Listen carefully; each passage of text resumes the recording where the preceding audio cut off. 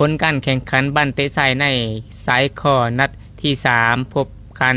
ระหว่างแขวงอัตตปือกับแขวงหัวพันซึ่งแข่งขันในวันที่17พฤศจิกายน2025ที่เดินกีฬาบ้านเตะมหาวิทยาลัยแห่งศาสตร์นครหลวงเวียงจันทน์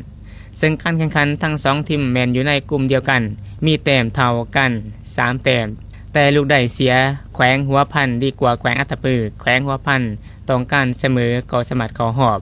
ส่วนแขวงอัตตปือต้องชนะเท่านั้นจึงสามารถเข้ารอบ8ทีมได้รายละเอียดผู้สื่อข่าวแขวงอัตตปือมีรายงาน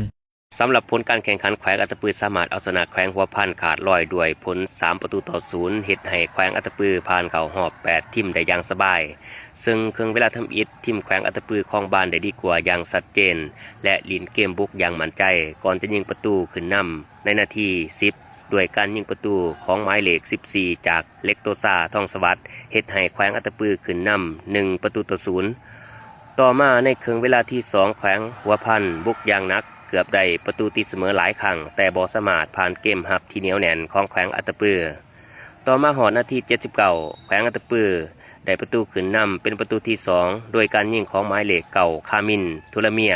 หลังจากนั้นถ่ายเกมนาที90แขวงอัตตปือยิงเพิ่มประตูที่3โดยการยิงหมายเลข11วรรณศรดวงไมตรีจบเกมแขวงอัตตปือชนะแขวงหัวพันด้วยผลประตู3-0เฮ็ดให้แขวงอัตตปือผ่านเข้ารอบ8ทีมโดยรวมคะแนนการแข่งขัน3นัดอัตตปือชนะ2เสีย1รวมทั้งหมด6คะแนนส่วนแขวงหัวพันชนะ1เสีย2มี3คะแนนบ่เพียงพอจะผ่านเข้ารอบต่อไป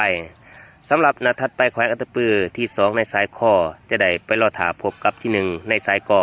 สิทธิพรสุวรรณวงศ์ผู้สื่อข่าวแขวงอัตตปือรายงานจากนครหลวงเวียงจันทน์